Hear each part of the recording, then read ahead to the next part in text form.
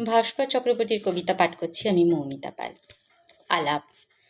তাহলে শুরু করছি আবার স্টেপ নমস্তে জানিয়ে। আবার যে আপনাদের কাছে আমি ফিরে আসতে পারবো কোনো দিন, বজায় থাকবে সেই পুরনো হাসি, ভাবতেই পারিনি কখনো। এতদিন আয়নার পেছন দিকে আমি খালি পায়ে চুপচাপ বসেছিলাম। আমার মাথার ভেতরে মেঘ জমেছিল।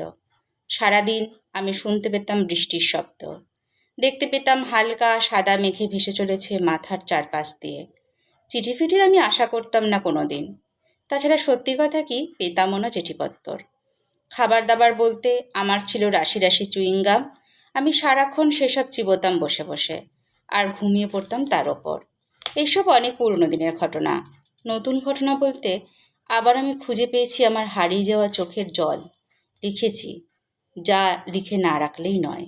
নিয়ে এসেছি ভাঙা একটা ক্যানেস্তারা, যা দ্রুত বাজিয়ে শোনাচ্ছি আপনাদের। শুনছেন ভাস্কর চক্রবর্তী নির্বাচিত কবিতা সংগ্রহ থেকে এসো সুসংবাদ এসো কাব্যগ্রন্থ থেকে প্রথম কবিতা আলাপ, তারপরে রাত্রিকালীন। যখন পাশের বাড়ির আলো নিভে যায় তিনতলায়, আমরা বুঝি গভীর হলো রাত। আর নক্ষত্রের পাশে স্তব্ধ সহস্র নক্ষত্র, আর বিশাল এক আকাশের নিচে শুয়ে থাকতে থাকতে আমরা স্বপ্ন দেখি আমরা সুখী হয়েছি। আমাদের ছেলেপুলে সুখী হয়েছে, তাদের ছেলেপুলে মেয়েদের কাছে এটা চাইছে সেটা চাইছে। সেই সব হচ্ছে বোকামি, যা আমরা জমিয়ে রাখি আমাদের জীবনে। শীতের শেষে গাছের ন্যাড়া ডালপালার ভেতর দিয়ে চাঁদ এগিয়ে আসে আমাদের জানালার কাছে। আমরা আরও ঘুমের দিকে সরে যাই। আমরা ভালোবাসার কথা লিখে রাখি, আমরা দুঃখ কষ্টের কথা লিখে রাখি আমাদের খাতায়। ওহে, আমি আর ফিরব না, সেই যে বলেছিলাম গত বছর।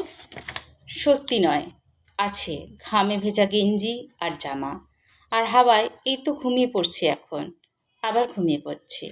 ঘুমোতে ঘুমোতে শুনছি কথাবার্তা, শুনছি দূরের বারান্দা থেকে ভেসে আসছে বয়স্কা অবিবাহিতা মহিলাদের রাত্রিকালীন দুঃখের গান।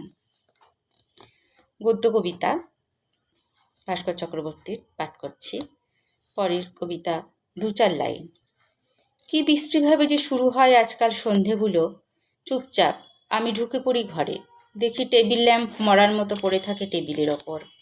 মনে হয় আমাকে খুশি করার কোনো ইচ্ছে নেই আর। অ্যাস্ট্রে ভয় হয়, আতপোড়া সিগারেটগুলো হয়তো আর গিলতে চাইবে না। বইগুলোর হাবভাব দেখে মনে হয় কোনো পাতাই তারা আর খুলতে দেবে না সারা রাত। এই যে রাত, এই যে লম্বা আকাশ ছোঁয়া মন্থর রাত, শুধু ডানা ঝাড়ে আর ডানা ঝাড়ে, আর ছুঁড়ে দেয় নৈশব্দ অন্ধকার আর ধারালো ছুরিছোড়া। আমি শুধুই গিলতে থাকি ট্যাবলেট, আর স্বপ্ন দেখি সেই চিরপরিচিত বৃষ্টিতে ডুবে যাচ্ছে আমার কলকাতা। জল ঢুকে পড়েছে আমাদের ছোট্ট রান্নাঘরে। আরেকটি শেষ গদ্য কবিতা স্মৃতি। এবং বিনাদির কথা আর নাইবা লিখলাম। এই তো 22/2/72 বিকেল কীভাবে কাটিয়েছি লিখে রেখেছি কি কিছু? লেখার জন্য আছে মাছের চোখ, চিড়িয়াখানা, কাঠের ঘরবাড়ি এবং আরও অনেক কিছু। শুধু এক এক দিন দূরের নীল সমুদ্র থেকে প্রবল হাওয়া ছুটে আসে শহরে, আর আমরা খুঁজি চাদর আর ট্যাবলেট। আর বাংলা উপন্যাস বুকে টেনে নেয় যুবতী, নামে চাঞ্চল্যকর রাত।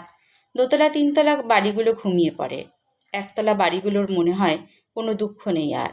আমরা ছাদের ওপর একা দাঁড়িয়ে থাকি, থেকে থেকে হাওয়া আসে, আর আশপাশ থেকে হারমোনিয়াম বেজে ওঠে হঠাৎ, বিস্মৃত পায় গানের সুর। মনে পড়ে রাতের পর রাত বাড়ি ফিরে আসা। মনে পড়ে আকাশের দূর কোণায় সেই কবে একটা মাত্র তারা জ্বলে যাচ্ছিল, লিখে রাখিনি কিছুই। শুনলেন ভাস্কর চক্রবর্তীর কবিতা, গদ্য কবিতা 4টি পাঠ করে শোনালাম আমি, মৌমিতা পাল। নমস্কার।